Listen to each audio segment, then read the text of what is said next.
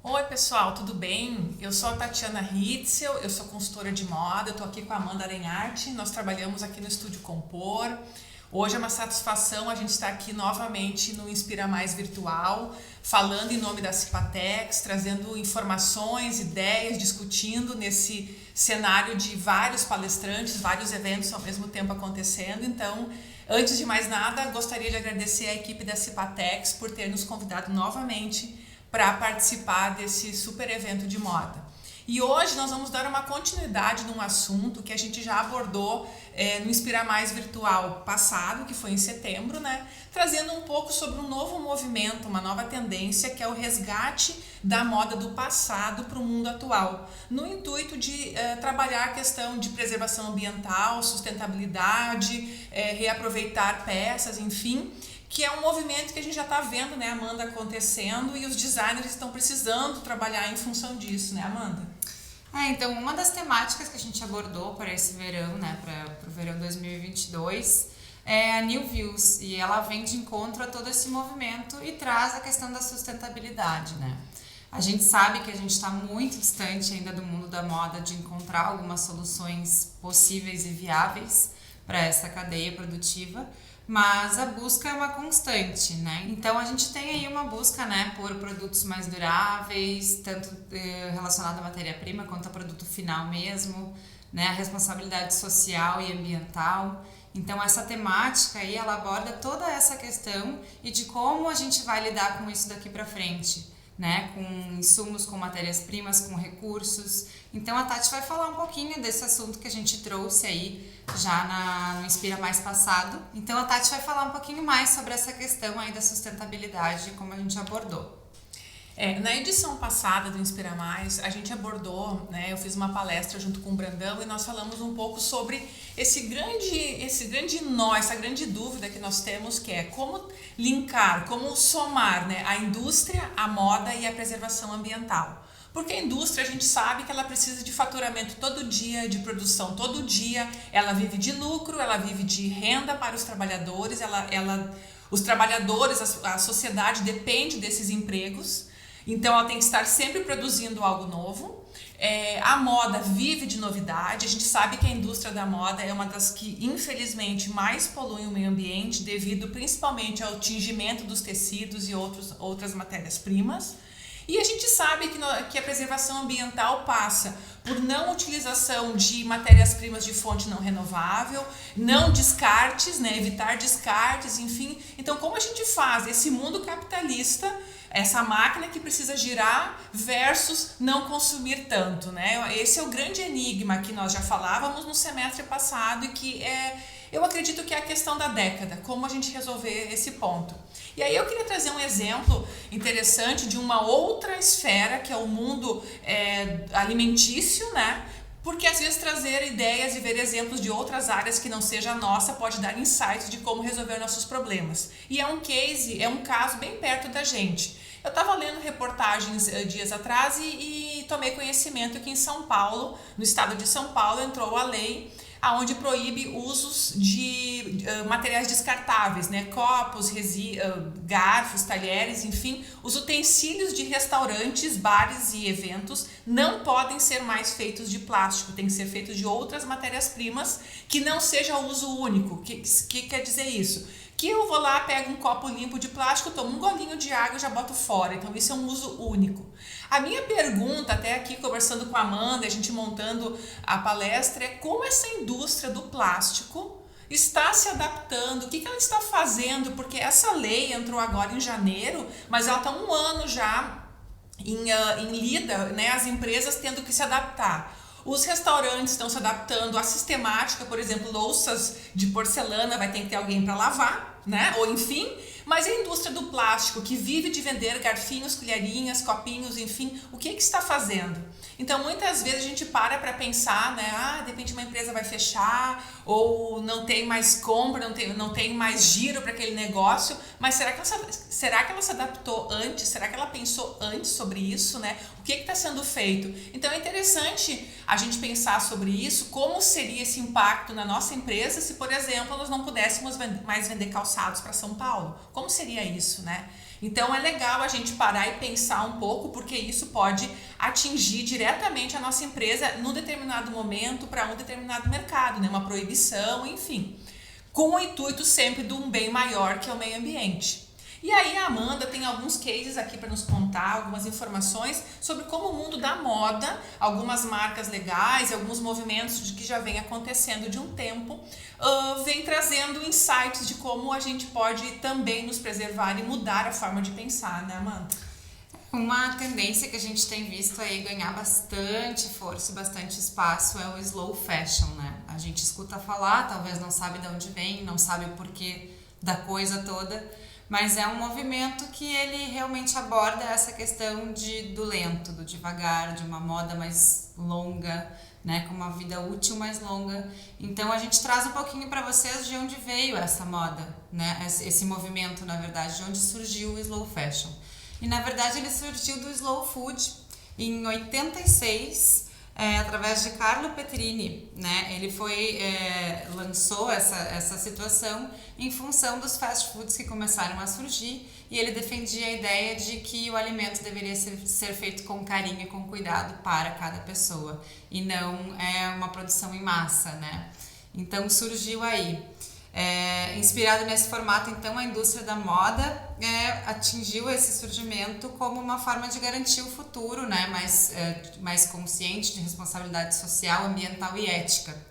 Então, em 2006, a marca The Row, das gêmeas Olsen, lançou aí a primeira marca considerada slow fashion nesse mundo, no universo da moda, né? Em 2008, então, acontece a definição do conceito slow fashion por Kate Fletcher, que é consultora de uma universidade, e em 2014 vem, para fortalecer ainda esse movimento, a criação do Fashion Revolution após o desabamento do complexo de fábricas têxteis em Bangladesh.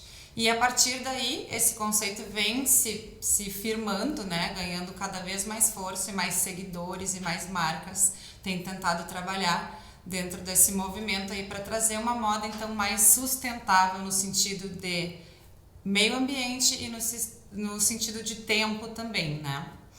Então, quando a gente fala desse movimento de slow, né, que é o lento versus a sustentabilidade, a gente está falando também de consumo e de criação de peças mais longas. Então, quais são os pontos que a gente tem que observar? Como a gente pode trabalhar dentro da nossa indústria, dentro do nosso setor de design, de criação, né, de produtos, enfim, como que a gente pode pensar um mundo melhor, né, nesse quesito, para dentro do nosso universo, da nossa vida. Então, alguns pontos importantes que a gente tem aqui é a aquisição de produtos que tenham um maior tempo de vida, né? Também lançar, para quem trabalha com a moda, com tendência, é lançar ou estender essas tendências passadas por mais tempo, né? Comprar menos e comprar melhor, escolher melhor os produtos que tu vai comprar através também da matéria-prima, né? Escolher os produtos por processos produtivos mais limpos, saber quem é que faz, como é feito o produto que tu está consumindo, né? Então, essas políticas de manutenção, políticas reversa, né, que a gente tem, de logística reversa, ou seja, de tu vender um produto e dar esse apoio para o teu consumidor de estragou a tua peça, me devolve, eu arrumo e eu te devolvo ela. Ou não tem mais jeito, esse produto não tem mais vida, então tu me devolve, eu vou te dar um voucher de desconto. São situações e questões que as marcas podem trabalhar para melhorar, né, tanto a questão ambiental quanto a questão de produto mesmo, de tempo de vida, de dar para o seu consumidor um produto que ele vai poder carregar com carinho e com cuidado por mais tempo. E dentro de um desses pontos, então, de reaproveitar as tendências, a gente vê alguns exemplos de marcas bem famosas e bem conhecidas que já estão trabalhando isso, né? A Marni, então, explorou essa técnica do upcycle na sua coleção, desmanchando peças antigas, de coleções antigas, reformulando, retrabalhando e relançando na sua coleção atual. Também com pinceladas artísticas, com uma movimentação mais de expressão artística, né? Mas ela trouxe o upcycle dessa forma, reutilizando e reaproveitando peças de coleções passadas. A Dolce & Gabbana, por outro lado, veio com outra situação, né? Também acredito que mais artística, que ela trouxe para a passarela do verão o patchwork. feito à mão, de tecidos de coleções passadas, tecidos reciclados e tecidos novos. Então eles fizeram uma coleção inteira, feminina e masculina, com artigos, tecidos, sobras que eles, né, de coleções anteriores, e trouxeram aí uma vida nova para um produto que já existia, que estava lá parado. Acho legal falar, né, Amanda, que nós estávamos comentando que ontem mesmo eu pude ver no Instagram a marca Animale lançando uma coleção chamada Comfort, alguma coisa assim, se eu não me engano era Comfort o nome da coleção, onde ela deixava bem claro que era feita, toda a coleção foi feita com tecidos que eles tinham no estoque, tecidos passados. Então, aqui no Brasil já tem marcas com esse movimento, com esse conceito de usar tecidos. Porque essa questão da tendência que a gente estava falando, da moda, de todo dia tem que ser um novo, tem muita coisa boa. A gente não renova todo dia o nosso guarda-roupa, a gente usa por mais tempo, a gente sempre quer peças para durar por mais tempo, né? Então a Animale já está fazendo esse movimento, que eu achei bem interessante, né? E aí a gente vê outras marcas também, né, trabalhando essa reutilização de matéria-prima, né? A Coach, que é uma marca de roupas, também trouxe peças do seu arquivo com peças reeditadas, e o estilista brinca, né, que é muito leve e divertido essa mistura de coisas que já passaram com coisas que estão por vir. E aí traz à tona também essa questão de que a própria indústria criativa, a indústria da moda, ela não vai mais ter condições de lançar coleções com 90 peças por estação, porque a gente vai começar a ter escassez de matéria-prima. Então é um movimento que a gente acredita muito que vai se fortalecer cada vez mais, né? De ponta a ponta, desde a pessoa que cria e que pensa nos produtos até a pessoa que consome. Então é realmente um movimento que vem tomando força e vem tomando proporção, né? Vem ficando cada vez mais claro para as pessoas, também para as pessoas comuns, digamos assim, que não convivem e não vivem esse meio da moda, né? Mas que consomem os produtos. E aí dentro do nosso setor calçadista, a gente tem também, lá no começo nós falamos de resgate da moda, né? Então a gente tem algumas marcas de produtos de calçado que trouxeram de volta alguns modelos que fizeram sucesso em décadas passadas, né? Como a Fila, que foi uma das marcas que trouxe o modelo Disruptor, que eles lançaram em 1996. Né? Então, em 2018 eles lançaram, foi destaque como calçado do ano, e tiveram 205% de aumento nas suas vendas com este produto em 2016 e 2018.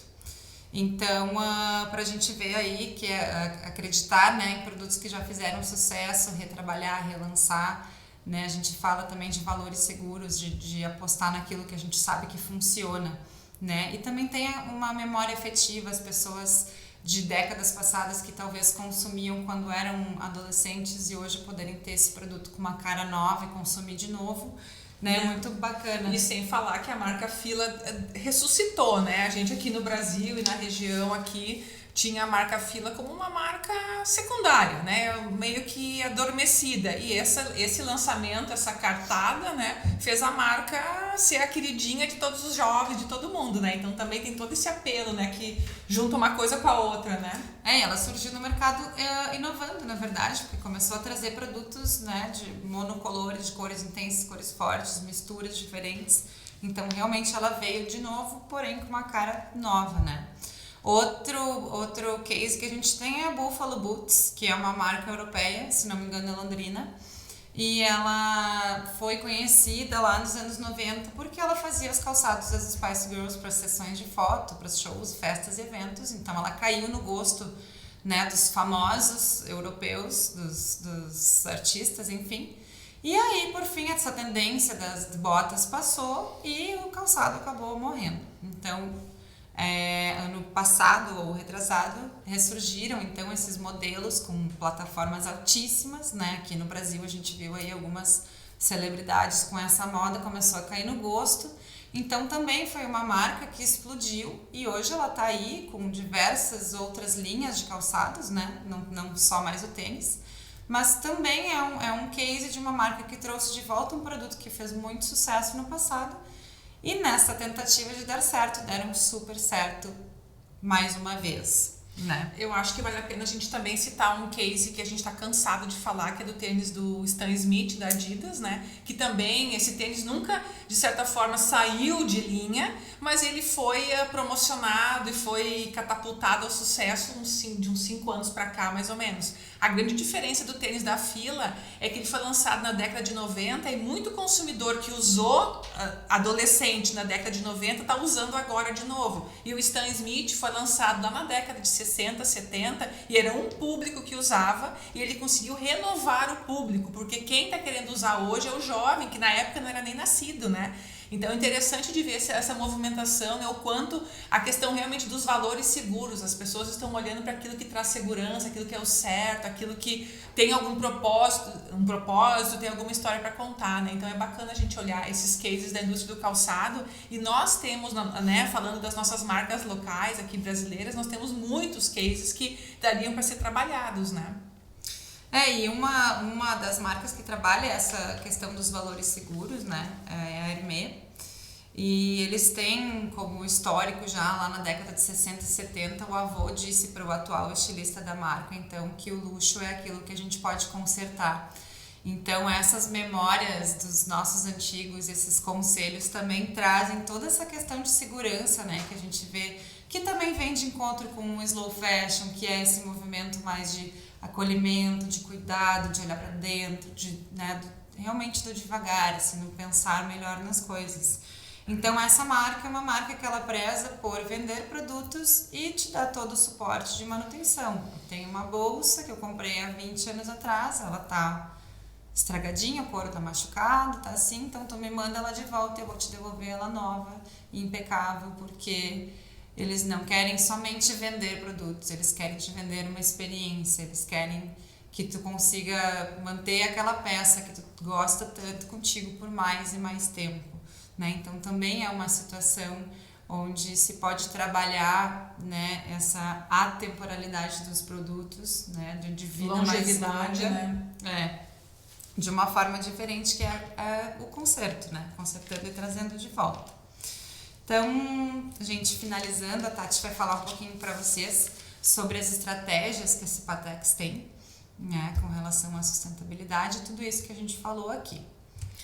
Eu acho que é interessante a gente também fazer uma análise, porque todos os cases que a gente trouxe aqui é voltado para o B2C, é o negócio, indústria para o varejo, para o consumidor final. Então toda a campanha de marketing, todo o apelo em relação a essas ações é diretamente voltada ao consumidor final. Mas como o B2B, a indústria para a indústria, né, no processo de fabricação pode fazer ações, né, desse tipo, muitas vezes o apelo emocional não envolve tanto, porque a gente não está falando diretamente para o consumidor, mas tem várias ações que trazem a ideia ou nos propõem a questão dos valores seguros e mostram que empresas estão trabalhando seriamente, porque nós somos uma cadeia, né? Não é só pensar lá no descarte do produto final lá depois que a loja vendeu, né? E a Cipatex tem várias ações muito legais que eu acredito que muita gente não conhece e que é bacana falar. Então, dentre as estratégias, as várias estratégias, eu vou citar algumas aqui. Por exemplo, ela tem um trabalho de engenharia reversa muito interessante, que vai desde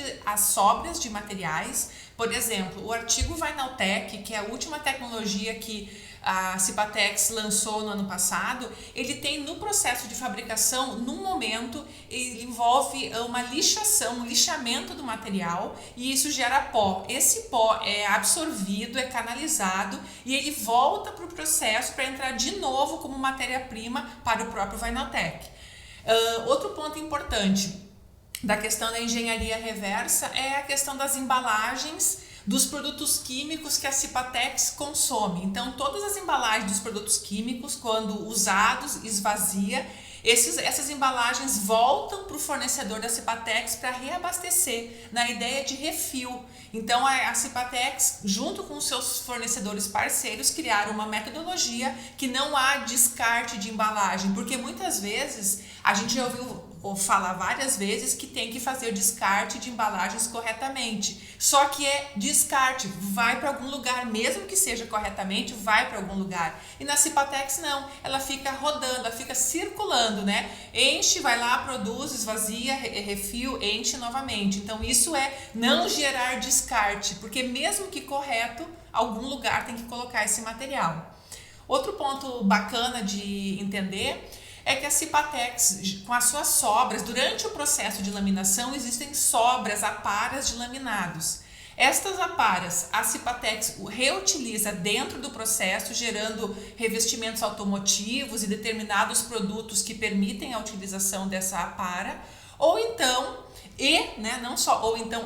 também ela fornece para empresas de solados injetar solas de micro. Existe uma categoria de solas que aqui no sul a gente conhece como micro PVC, que é feita de restos de lixo, de realmente tudo que é lixo da indústria. Um dia um empresário me contou que injeta essas solas, que dentro daquela sola que ele estava me mostrando, até saquinho de leite deveria ter, porque é todo tipo de lixo que ele consegue moer, processar e com resinas químicas transformar aquilo numa matéria-prima que ele possa injetar novamente. Então a Cipatex fornece essas sobras para essa indústria para fazer solados, né? Tem um outro ponto importante também, que é em relação às mantas de algodão, que são as bases que a gente aplica a laminação sobre elas. Essas mantas geram aparas também. E aí, no intuito de trabalhar uma questão da responsabilidade social, a Cipatex fornece essas aparas de algodão para os artesãos de Cerquilho, lá em São Paulo, onde fica a sede da empresa. E esses artesãos fazem as suas obras de arte, os seus produtos, para poder gerar uma renda para a família, vender depois, né? E gerar uma renda para a família. Porque a questão de responsabilidade social também faz parte de ser sustentável, né? Da questão da sustentabilidade. E por fim, um ponto bem bacana, que até mesmo nós que trabalhamos para a Cipatex há um tempo a gente não sabia, eu fiquei muito feliz de poder falar isso, né? É a questão do uso de fibras provenientes de garrafas PET. Dentro das matérias-primas que a Cipatex produz, ela tem um determinado pool de materiais que ela pode utilizar fibras que vêm das garrafas PETs que são retiradas do lixo. E aí ela tem uma estatística que em 2019 a Cipatex pôde retirar do lixo mais de 150 milhões de garrafas PET utilizando essas fibras. Então a gente às vezes nem sabe, né, o quanto uma empresa como a Cipatex tem de ações que podem beneficiar o meio ambiente, né? E ainda falando sobre desenvolvimento de materiais sustentáveis, né? Na edição passada do Inspira Mais, a Cipatex lançou a tecnologia Vinyltech. Dentre os vários benefícios deste material, dessa tecnologia, nós temos algumas que são de apelo sustentável. Uma, por exemplo, é a questão do consumo consciente, pelo lado da durabilidade, porque essa matéria-prima ela é mais resistente que o PVC, ela dura 4 vezes mais que o PVC, ela não estraga, não se deforma como o PVC. E em relação ao PU, ela tem as mesmas características do PU, mas ela não hidrolisa. Então você consegue trabalhar estoques de materiais, fazer compras, né, fazer uma programação de compra de matéria-prima de longo prazo, negociar um melhor preço, muitas vezes pelo volume de compra, e não vai correr o risco de no estoque o material estragar, ou se o seu produto vai para uma loja e a loja de repente não vende tudo de uma vez só, aquela bota, aquele tênis, aquele sapato estragar. Ou então o próprio consumidor final comprar um produto, deixar no armário parado, hidrolisa, volta para a loja como devolução, enfim, a imagem de todos fica ruim e nós prejudicados, porque é mais alguma coisa que vai para o lixo, né? Então, esses são algumas características desse material. Além disso, ele é feito com resinas não animais, então também tem um apelo sustentável nesse sentido, porque todas as resinas usadas no Vinyltech não são de origem animais. E aí eu convido, para finalizar, que vocês visitem o stand virtual da Cipatex. Lá nós temos vários materiais para que vocês possam ver, nós temos várias informações. Eles estão durante o Inspira Mais apresentando várias vezes as coleções que foram lançadas, né, nos vários segmentos, e ali também vocês podem conhecer outros benefícios, outras ações que a Cipatex faz em relação à sustentabilidade e responsabilidade social. Né, Amanda? É isso aí, então agradecemos, pessoal, a atenção. Esperamos que a gente possa ter passado aí algumas informações legais, e a gente deixa esse questionamento para vocês também, de que forma a gente pode fazer a mudança, né? Começando dentro de casa, partindo para o seu lugar de trabalho, para a sua vida, enfim. Então, agradecemos a atenção e até uma próxima. Até a próxima. Obrigado, gente. Obrigada, equipe Cipatex. Nos vemos no próximo Inspira. Um abração para todos.